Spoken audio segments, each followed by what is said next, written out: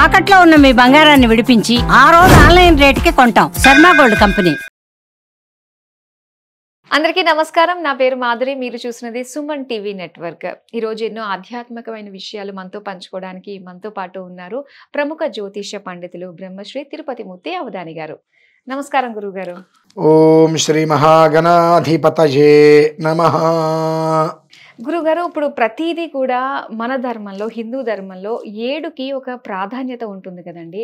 అలానే మనకి సూర్యుడి చక్రాలు వచ్చేసి 7 చక్రాలు ఉంటాయి. అలాగే గుర్రాలు 7 ఉంటాయి, 7 స్వరాలు ఉంటాయి, 7 సముద్రాలు ఉంటాయి. ఇలా ఇంద్రధనస్సు 7 ఇలా అని చెప్పేసి 7 అంటూ ఉంటారు. సప్తమాతృకలు అంటే విశ్వంలో ఏదైతే ఉన్నాయో మన బాడీ అనే విశ్వంలో కూడా ఆ 7 చక్రాలతోటి కనెక్ట్ చేస్తూ ఉంటారు కదండి. అయితే దాన్ని ఏ విధంగా మనం తీసుకోవాలంటారు? ఏ విధంగా విశ్వంలో ఉండే శక్తిని మనం తీసుకోవాలంటారు? దాంతోపాటుగా కొంతమంది మనకి పాజిటివ్ నెగిటివ్ ఎనర్జీ ఉంది అని చెప్పేసి అంటూ ఉంటారు. వాళ్ళ కళ్ళు మంచివి కాదు, ఫుల్ నెగిటివ్ ఎనర్జీ, వాళ్ళతో మాట్లాడితే మొత్తం మనము డ్రైన్ అయిపోతాము వాళ్ళ వల్ల అని చెప్పేసి ఇలాంటి మాటలన్నీ వింటూ ఉంటామండి. నిజంగా అసలు ఒక మనిషి పాజిటివ్గా మారడానికి నెగిటివ్ నుంచి ఏ విధంగా జర్నీ ఉండాలంటారు? అలాగే ఆ 7 చక్రాల గురించి అన్న విషయాలు కూడా మేము తెలుసుకోవాలనుకుంటున్నామండి. శుభం. తప్పకుండా అమ్మ.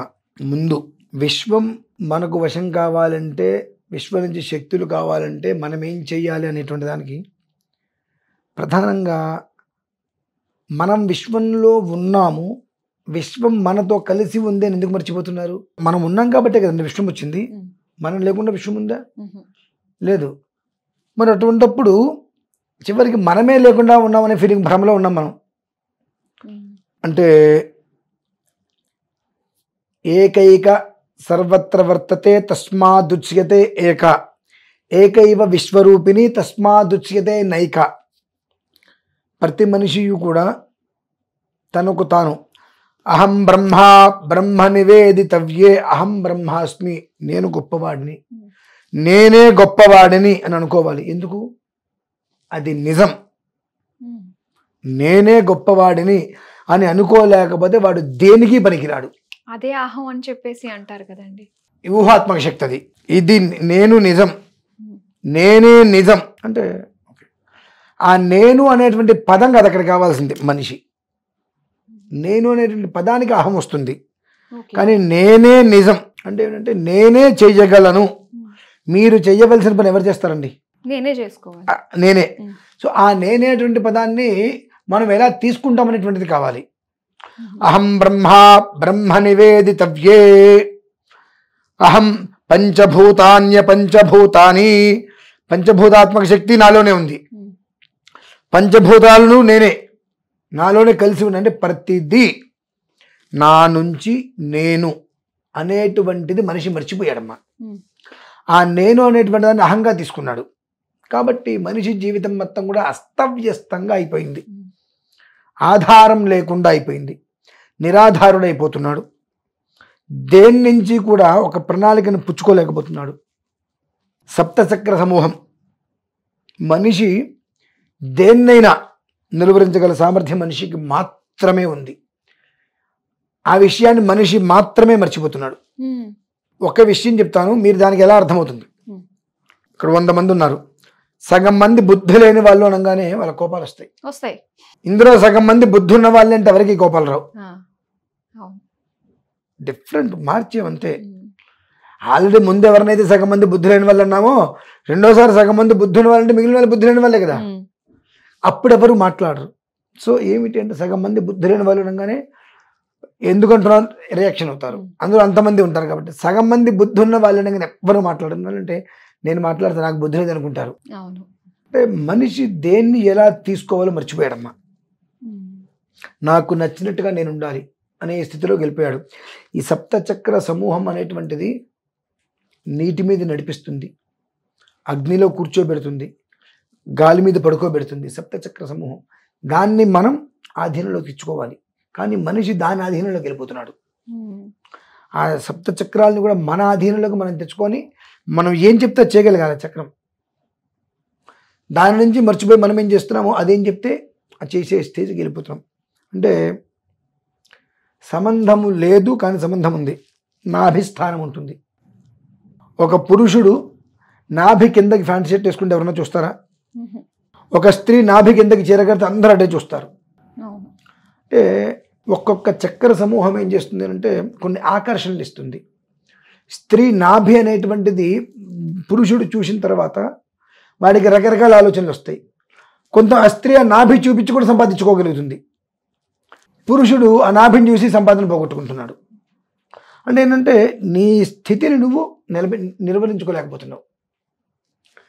దానికి మూలమేమవుతుంది? ఎప్పుడైతే నిన్ను నువ్వు ఉత్తముడుగా అనుకోలేకపోతున్నావు, నాకేం చేత కాదు, నాకేం తెలియదు, నన్ను అందరూ అంటున్నారు, నేను దేనికి పనికిరాని వాడిని అని నీలో నువ్వు ఫోబియా అంటారు చూశారండి, నీలో నువ్వు ఎప్పుడైతే నీకు స్టార్ట్ అయిపోయిందో నీ బ్రతకంతా అయోమయంగానే ఉంటుంది. చెడగొట్టుకోవటము, వదులు ఇచ్చుకోవడం తప్పితే పట్టుకోవటము, తెచ్చుకోవటం అనేటువంటిది నీ జీవితంలో నీకు రాదు. సప్తచక్ర సమూహం, ఇంద్రధనుస్సు 7 రంగులు, ఆదివారం నుంచి 7 రోజులు, సూర్యుడికి రథాశ్వములు 7, సముద్రాలు 7. 7 అనేటువంటిది ఎంతో గొప్పది. ఉత్పత్తి, ఉన్నతిని, ఉన్నత స్థానాన్ని కూడా ఎక్కడున్నా తీసుకొచ్చి నీ ముందు పెట్టేటువంటిది 7 అనేటువంటి సంఖ్య. దాంతో ఎన్నో ఉన్నాయి.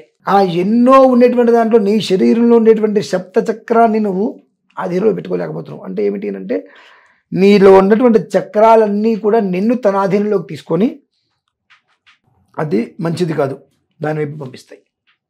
అంటే చెడు వైపు నీకు ఆకర్షణ ఇస్తున్నాయి ఎక్కువగా. నిన్ను నువ్వు కంట్రోల్ చేసుకోలేకపోవటం వలన చెడు నిన్ను కంట్రోల్ పెట్టేసుకుంది. సో నువ్వు మంచి ఎందుకు చేస్తావు? ఇంకా నీకు మంచి ఎందుకు జరుగుతుంది? నువ్వు ప్రశాంతతగా ఎందుకు ఉంటావు? విశ్వంతో కనెక్ట్ అంటే అసలు విశ్వంలోనే నువ్వు ఉన్నావు, నీలోనే విశ్వం ఉంది. ఏకైక సర్వత్ర వర్తతే తస్మాదుచ్యతే ఏకైక విశ్వరూపిణి తస్మాదుచ్యతే నైక. నీతో ఒక వంశం మొదలైందిగా. ఒక పిల్లవాడు, 2 పిల్లలు, 3 పిల్లలు, వాళ్ళకి పిల్లలు, అట్లా వంశ మూలం నువ్వు అయ్యావు కదా. కానీ నువ్వు మర్చిపోతున్నావు అదంతా. ఒక్కడిగా వచ్చావు నువ్వు.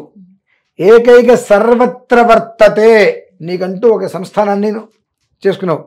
తస్మాదుచ్యతే ఏక, చివరికి ఏమనుకుంటున్నావు? నేను ఒంటరిగా ఉండిపోయి నేనేం చేయలేను, నేను చేతగాని అన్నాను నువ్వు అనుకుంటున్నావు. ఏకైవ విశ్వరూపిణి తస్మాదుచ్యతే ఏక. విశ్వంలో ప్రతి ఒక్కటి మనిషి తయారు చేసింది. విశ్వంలో ప్రతి ఒక్కటి మనిషి తయారు చేసింది. కానీ అదే విశ్వంలో నేనేం చేయలేను, నేను చేతకాని వాడిని కూర్చున్నావు. నేను చేతకాని వాడిని నేనేం చేయలేదని కూర్చున్నావు. ఇదంతా చేసింది ఎవరు? మనిషేగా. అంటే ఆ సప్త చక్రాలని కూడా తన ఆధీనంలో పెట్టుకోవటం వలన తను ఏది కావాలంటే అవి బ్రెయిన్లోకి ఇస్తాయి. మనకు లైట్ ఎలా కనిపించాడండి? వాళ్ళ ఆలోచనలతోటే. ఆ ఆలోచనలు అనేటువంటిది, ఈ సప్తచక్ర సమూహం అనేటువంటిది ఏదైతే మనం అడుగుతామో ఇవన్నీ కూడా మొత్తం ఎంటైర్ విశ్వంతో కనెక్ట్ అయి ఉంటాయి. ఎవ్రీ మినిట్ అది మనం తెలుసుకోలేం. ఎవ్రీ మినిట్ విశ్వంతో కనెక్ట్ అయి ఉంటుందమ్మా మన బాడీ. అది మనం తెలుసుకోలేం. ఎట్లా? వర్షం పడుతున్నప్పుడు పిడుగులు వస్తుంటాయి. ఆ పిడుగులు వచ్చేటప్పుడు మీరు ఇనప వస్తువు పట్టుకుని షాక్ కొడుతుంది. ఎందుకు కొట్టాలి? హై వోల్టేజ్ ఉంటుందంట అసలు. ఎందుకు కొట్టాలి? మీరు కింద ఎక్కడో బోరింగ్ పెట్టుకుంటే పైన వచ్చే పిడికి మీకు ఎందుకు షాక్ కొట్టాలి? వర్షం వస్తుంది అన్నప్పుడు ఆ కొంచెం వచ్చేటువంటి ఆ మట్టి వాసనలు అవన్నీ కూడా మనకు తెలిసిపోతూ ఉంటాయి. ఏ స్థాయిలో వర్షం వస్తుంది, ఎటువైపు వర్షం వస్తుందని చెప్పి. సో మనం విశ్వంతో కనెక్ట్ అయిపోయి ఉన్నాం, కానీ ఆ విషయం మనకే తెలియట్లా. మనకు తెలియక నేను ఒంటరి వాణ్ణి, నాకెవరూ లేరు అనేటువంటి ఒక నిరుత్సాహంతో జీవితాన్ని మొత్తం కూడా నాశనం చేసుకుంటున్నాం. అంటే ఆ సప్తచక్ర సమూహం అనేటువంటిది మన శరీరంలో ఉన్నప్పటికీ కూడా దాన్ని మనం అభ్యాసంతో, కొంతమంది బొంగరాలు తిప్పుతారు, కింద తాడు తిప్పి వేస్తారు, కొంతమంది అదే బొంగరం దీని మీద తిప్పుతారు, అదే బొంగరం చేతి మీద తిప్పుకుంటారు. అంటే వాడి యొక్క శ్రమకి ఫలితం. ప్రతివాడు చేయగలరా? సాధనాతు సాధ్యతే సర్వం. సాధించాలి అనుకుంటే ప్రతి ఒక్క మనిషికి విశ్వం అలా నడిపిస్తుంది. దానికి మనం ఎలా రెడీగా ఉండాలంటారు తీసుకోవడానికి? ఏమక్కర్లేదమ్మా. ఇప్పుడు మీకు ఒక పక్కన పాలు, పక్కన విషం పెడతాం, మీరు ఏం తాగుతారు? పాలు. విషం ఎందుకు తాగరు? తెలుసు కాబట్టి కదా. ఒక పక్కన వైన్ అవి పెట్టి ఇంకో పక్కన తీర్థం పెడతాం, ఏం తాగుతారు? తీర్థం. మీరు అనట్లో నేను జనరల్ గా అందరూ కూడా వైన్ వైపు మ్యాక్సిమం చూస్తారు ఉంటారు. మీకు ఇంట్లో ఏదో దేవతార్చన ఉంది కాబట్టి మీరు తీర్థం అనొచ్చేమో, కానీ ఇటు మందు బాటిలు ఇటు తీర్థము పెడితే మ్యాక్సిమం 99% మందుకే. ఈ గ్లాస్ తీర్థం తాగవయ్యా బాగుంటుందంటే ఒక వద్దన తాగుతాడు, ఇది గ్లాస్ మొత్తం తాగేస్తాడు. అంటే నువ్వు దేనికి నువ్వు వశమవుతున్నావు దానికి. నీ మైండ్ని నువ్వు ధర్మం వైపుకి మంచి వైపుకి నువ్వు కనెక్ట్ చేయలేకపోతున్నావు. ధర్మం వైపుకి మంచి వైపుకి ఇద్దరు అమ్మాయిలు ఉన్నారు. ఒక అమ్మాయి చక్కగా నిండా చీర కట్టుకొని నిలబడింది, ఇంకో అమ్మాయి ఒంటికి సగం డ్రెస్ వేసుకుని నిలబడింది. వీడు ఎవరిని చూస్తాడు? సగం సగం ఉన్న వాళ్ళని చూస్తారు. సో ఆ అమ్మాయిని ఎందుకు చూడలేకపోతున్నాడు అంటే ఇక్కడ తప్పెవరిది? చూసే వాళ్ళలోనే ఉంటుంది. వేసుకునే వాళ్ళు వాళ్ళ ఇష్టం, వాళ్ళ ఇష్టం. నీవు ఎందుకు చూసావు? సో అంటే ఇక్కడ ఏంటి, వాళ్ళు ఏం వేసుకున్నారనేటువంటి విషయం పక్కన చక్కగా నిండా చీర కట్టుకున్న వాళ్ళు ఇంకొక చూడలేదంటే నీ లోపల ఉన్న ఆలోచన ఎలా ఉంది అని ఇంకొకరి మీద రుద్దాల్సిన అవసరం నీకు లేదు. సో అటువంటి ఆలోచనలు మొత్తం నిండిపోయింది మనకు. మంచి అని అంటే ఎవరు కావాలి? జనవరి 31 అంటే డిసెంబర్ 31 నైట్ శివారాధన చేద్దాం 12 గంటల కంటే ఎవరు వస్తారు? అంటే ఇక్కడ మనస్సు ఎవరిది తేడా ఉంది, ఆలోచన ఎవరిది ఉంది. ఇటువంటి ఆలోచనలు ఉండి నీకు ఎంతసేపటికి కూడా మందు తాగాలి, పబ్బుకి వెళ్ళాలి, తిరగాలి, చేయాలి అనేటువంటి దాని మీద నీ ధ్యాస ఉంది కాబట్టి నీ ఆలోచనలు ఇటువైపు రావు. నీకు మంచి జరగదు, సుఖంగా ఉండలేవు, విశ్వంతో నువ్వు కనెక్ట్ కాలేవు. జన్మకి విశ్వం నిన్ను వదిలేస్తుంది. తెగిన గాలిపటం వలె, తెగిన గాలిపటంలా నిన్ను వదిలేస్తుంది. మనకి ఇంట్లో రోటలు పెట్టించుకుంటాం, వైర్ కట్టేది ఏమవుతుంది? రాదు.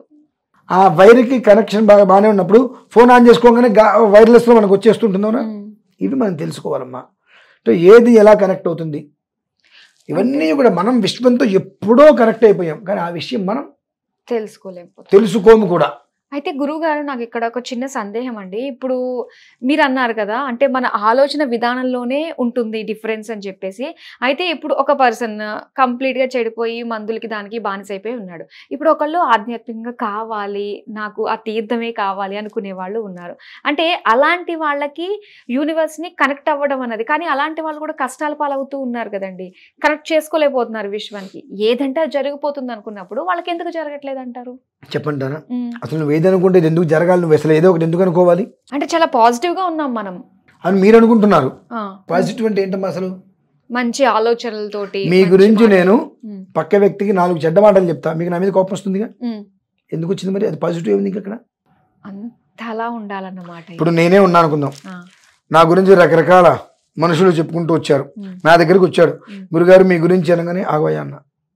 ఏంటంటే ఏదో చెప్పారండి, విన్నావా? విన్నానండి. నువ్వు విన్నదంతా నిజమే అనుకోని చెప్పావు. నేను వినలే, అదేంటో వింటే నా మైండ్ ఖరాబ్ అవుతుంది. ఒకప్పుడు నాకు ఉన్నటువంటి కోపానికి ఇప్పుడు నేను ఉండడానికి చాలా తేడా ఉందండి. విన్నావా? విన్నానండి. మొత్తం నిజం అనుకో, నువ్వు నాకే చెప్పాల్సిన అవసరం లేదు. నువ్వు నాకు చెప్పి నేను దానికి ఎక్స్ప్రెషన్ ఇచ్చి నాకు అంత అవసరం లేదు. నువ్వు విన్నది ఎవరికైనా చెప్పుకుంటావా? చెప్పుకో, ఇంకో 4 యాడ్ చేసి చెప్పుకో, నాకు వచ్చే నష్టమేం లేదు అని ఉండగలుగుతున్నామా? ఇక మనం పాజిటివ్ ఎక్కడుందమ్మా? ఓకే. సో పాజిటివ్ అనే మాట పచ్చి అబద్ధం. ఎవ్వరు ఉండరు, ఉంటాను అని చెప్తారు, మేము చాలా పాజిటివ్ అని అంటారు. అది నడవడంలోకి వస్తే తెలుస్తుందమ్మా. భగవంతుడికి మీరు ధ్యానం చేస్తున్నారు, ఎప్పుడు తీర్థం తీసుకుంటూ ఉంటారు, ఆరాధన చేస్తూ ఉంటారు అన్నప్పుడు భగవంతుడు మిమ్మల్ని 4 దృష్టిలు పెడతాడు. మీరు తట్టుకోగలుగుతున్నారా? ఇంత కష్టపడుతున్నా ఇంకా నాకు ఏదో కష్టం తెస్తున్నాడు భగవంతుడు అంటారు మీరు, అవునా? కాబట్టి అందులో ఉండేటువంటి మాధుర్యాన్ని మీరు అనుభవించలేకపోతున్నారు. కాబట్టి మనం విశ్వంతో కనెక్ట్ అయి ఉన్నప్పటికీ కూడా ఆ విషయాన్ని మనమే గ్రహించట్లా. పైపెచ్చు మనల్ని ఎవడో గుర్తించలేదని కోపం మనకు.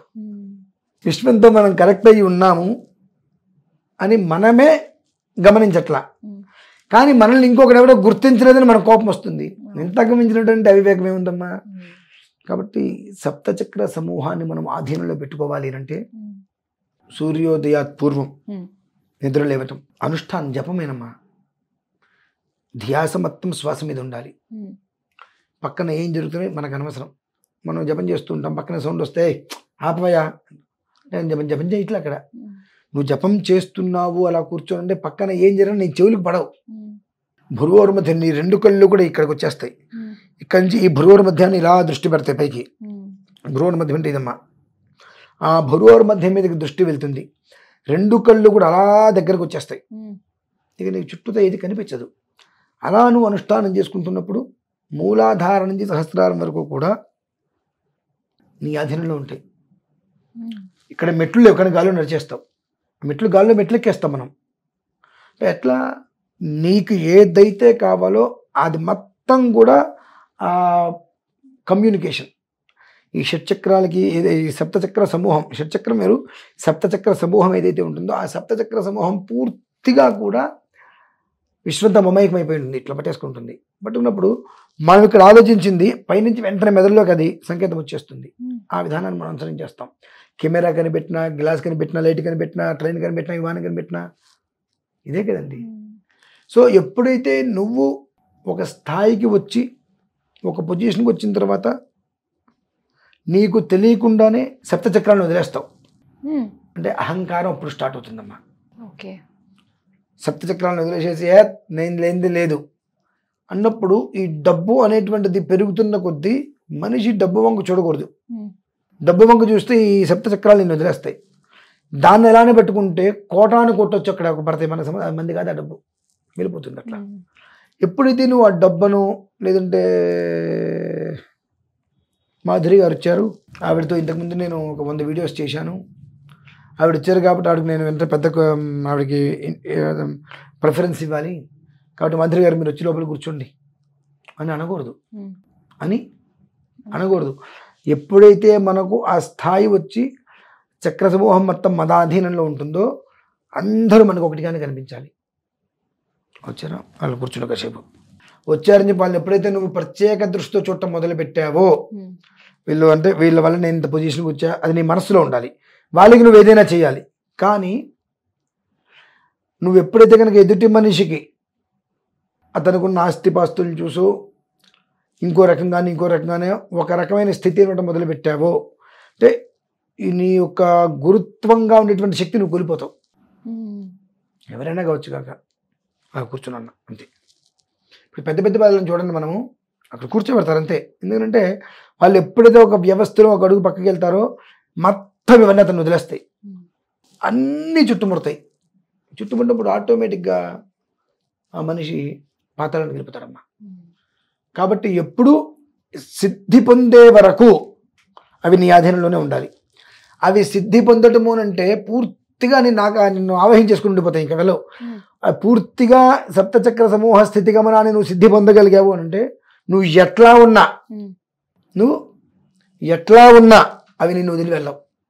పొద్దున్నే లేచినా లేవకపోయినా, స్నానం చేసినా చేయకపోయినా నీ శరీరం ఎప్పుడూ శుచితోనే ఉంటుంది. కాబట్టి అవి నిన్ను వదిలి వెళ్ళవు. నువ్వు ఎవరి దగ్గరైనా కూర్చోవెళ్ళి, ఎవరి పక్కనైనా కూర్చో, ఎవరినైనా నీ పక్కన కూర్చోబెట్టుకో, నిన్ను దాటే వెళ్ళవు. కాబట్టి నువ్వు అలానే ఉండగలుగుతావు. నువ్వు ఎవరైనా కూర్చోబెట్టుకోవాలన్నా వాళ్ళకి ఆ స్థాయి లేకపోతే దగ్గరికి రాలేరు వాళ్ళు. ఈ మనకు వైబ్రేషన్ లాగా ఎప్పుడూ కూడా అవి మన గడ్డుగా ఉంటాయండి.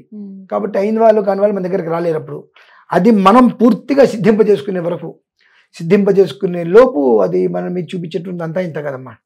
అనేక రకాలైనటువంటి ఆకర్షణలు, కొంత ప్రలోభాలు చాలా వస్తాయి. అవి మన వశమవుతున్నాయి అన్నప్పుడు చాలా ప్రలోభాలు. స్త్రీ రూపంగా వస్తారు, ధన రూపంతో వస్తుంది, బంగారపు రూపంతో వస్తుంది, అనేక రకాలతో. ఏ ఒక్కదానికి నువ్వు అటు వంగినా చాలు, వాలినా చాలు. అంటే అవన్నీ మనకి పరీక్షలు అంటారా? సామాన్య పరీక్షలు కదమ్మా. ఖచ్చితంగా మనిషి తన ఉనికిని మర్చిపోతాడు. అప్సరసల అందమైన అమ్మాయి వచ్చి నీకు ఇంకొక 4-5 రోజుల్లో పూర్తిగా నీ వశమైపోతుంది అన్నప్పుడు వచ్చి నాతో బయటికి రా, నీతో నేను మాట్లాడాలి అంటే దాన్ని నిరోధించుకోగలిగే శక్తి కావాలి. శక్తి వచ్చిందా మొత్తం దేవతలందరూ నీ దగ్గరే ఉంటారు. వచ్చి అటువంటి వాళ్ళు చాలా తక్కువ మంది ఉంటారండి. చెప్పుకోవడానికి తప్పితే ఆచరించే వాళ్ళు చాలా రేరు. ఎందుకంటే మనం దేంతో కలిసి ఉన్నామనేటువంటి విషయాన్నే మనం తెలుసుకోలేకపోతున్నప్పుడు మనం దేంతో కలిసి ఉంటామో మనకేం తెలుస్తుంది? అయితే చాలా మందికి ఆలోచనలు ఉంటూ ఉంటాయండి, అది ఎలా ఆచరణలోకి పెట్టాలి, అసలు ఎలా తీసుకోవాలి అన్నది వాళ్ళు కన్ఫ్యూజ్ అవుతారు. వాళ్ళు అలా ఉండాలి అనుకుంటే నాకు కాల్ చేయమని చెప్పండి అమ్మా, నాకు ఫోన్ చేయమని చెప్పండి. ఒక తక్కువగా 86 రోజులు అన్నీ వదిలేసుకుని నా దగ్గరకు వచ్చి చెప్పనండి. వాళ్ళకి ఇష్టదేవత ఎవరైతే ఉంటారో అక్కడ కూర్చోబెట్టి మాట్లాడిస్తా. అక్కడ కూర్చోబెట్టి నేను వాళ్ళు అడిగిన ప్రశ్నకి సమాధానాలు చెప్పిస్తా. 86 రోజులు నేను చెప్పింది వాళ్ళకి ఇంకొకటి అనవసరం. నేను ఎక్కడ కూర్చోమంటే అక్కడే కూర్చోవాలి, ఎలా ఉండమంటే అలానే ఉండాలి. ఇంకొక విషయం, వాళ్ళకి ఫోన్లు ఇవన్నీ కూడా ఎక్కడో అడవిలో బ్రతుకుతున్నాం అన్నట్టుగా అన్నీ వదిలేసుకొని ఉంటే, మనస్సుని ప్రశాంతత చేసుకొని వస్తే 86వ రోజు, 86 కూడా కాదు, 84వ రోజు స్వప్న సాక్షాత్కారం జరుగుతుంది అమ్మవారు. 85వ రోజు ఒక అద్వితీయమైనటువంటి రూపం వాయు రూపంలో మీకు దర్శనమిస్తుంది. 86వ రోజు అక్కడ కూర్చుని అమ్మవారు మీరు అడిగిన ప్రశ్నకి సమాధానం చెప్తుంది. నేను గ్యారంటీ. ఆ విశ్వం అనేటువంటిది అంటే మన అన్ని విషయాలు చెప్పకూడదు కాబట్టి నేను చెప్పట్లేదమ్మా. విశ్వం అనేటువంటి దాని గురించి నేను చెప్పడం మొదలు పెడితే నాకు తినడానికి టైం దొరకదు. అంతమంది వస్తారు ఇంటి ముందు క్యూ. ఇప్పటికే నేను చాలా తగ్గించుకుంటూ వస్తున్నా. నా అనుష్ఠానం నాకు కావాలని చెప్పి తగ్గించుకుంటూ వస్తున్నా. చాలామంది నుంచి అవాయిడ్ చేసుకుంటూ వస్తున్నా. విశ్వంతో ఉండే కనెక్షన్ ఏ రకంగా ఉంటుంది, దాని ప్రభావం ఎలా ఉంటుంది అనేటువంటి విషయాన్ని విపులంగా చెప్పడం మొదలు పెడితే నాకు తిండి కూడా దొరకదు. కానీ అంత బిజీ అవుతానమ్మా. అంత బిజీ నేను ఎప్పుడైతే అవుతానో ఆటోమేటిక్గా నన్ను పట్టుకున్నటువంటి శక్తులు నన్ను వదిలేసి వెళ్ళిపోతాయి.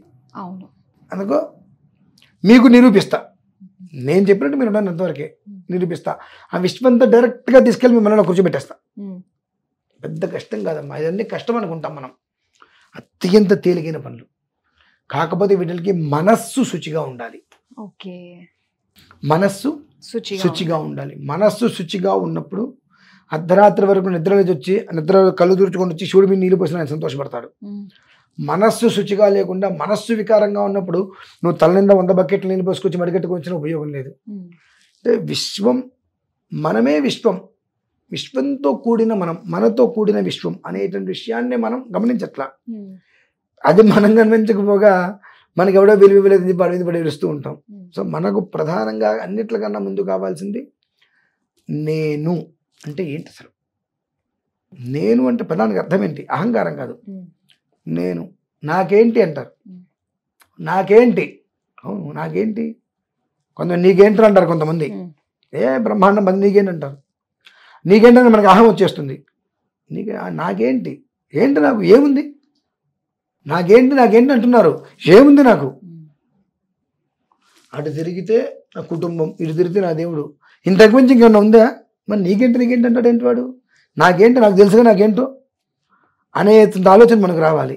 మనకేమొస్తుంది, అవును నాకేంటి బ్రహ్మాండం, అయ్యి నాకు బండి ఉంది, ఇది ఉంది, అది ఉంది, నేను ఏదైనా చేయగలను, నాకు సామర్థ్యం ఉందని వెంటనే మనం ఫీల్ అయిపోతాం. ఎప్పుడైతే మనం అట్లా మొదలు పెట్టామో ఒక్కొక్కటి మనం వదిలేస్తుంది. అది రావటం ఎంత కష్టమో పోవటం అంతగా సులువు. కాబట్టి నీకేంటి అనగానే నాకేంటో నాకు తెలుసు, నాకేంటి అనగానే నేను రెచ్చిపోతాం కదా మనం.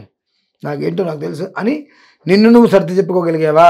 మత్తం మండల అంతర్గతం హిరణ్మయం భ్రాజమానవపుషం శుచిస్మితం ఛంద దీదితి మఖండ విగ్రహం. అలా ఎంతటి గాలివాన వచ్చినా నిశ్చలంగా అలా కూర్చోగలుగుతావు. నువ్వు దేన్నైనా సృష్టించగలుగుతావు, దేన్నైనా విధ్వంసం చేయగలుగుతావు. అది ఇందులో 2 జరిగినాయండి దేశంలో. ప్రతిదాన్ని సృష్టించింది మనిషే, ప్రతిదాన్ని విధ్వంసం చేసే సృష్టించింది మనిషే. అది విషయం ప్రధానంగా తెలుసుకోవాలంటే.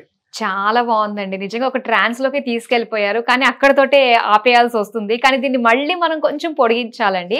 మరొక ఎపిసోడ్ లో డెఫినెట్ గా ఈ 86 రోజుల అనుష్ఠానం ఏదైతే ఉందో విశ్వంతో కనెక్ట్ అయ్యేది, దీని గురించి కొంచెం డీటెయిల్ గా మన వాళ్ళకు కూడా మనం తప్పకుండా తెలియజేయాలి. గురుగారు చాలా చక్కగా మాకు వివరించినందుకు ధన్యవాదాలండి.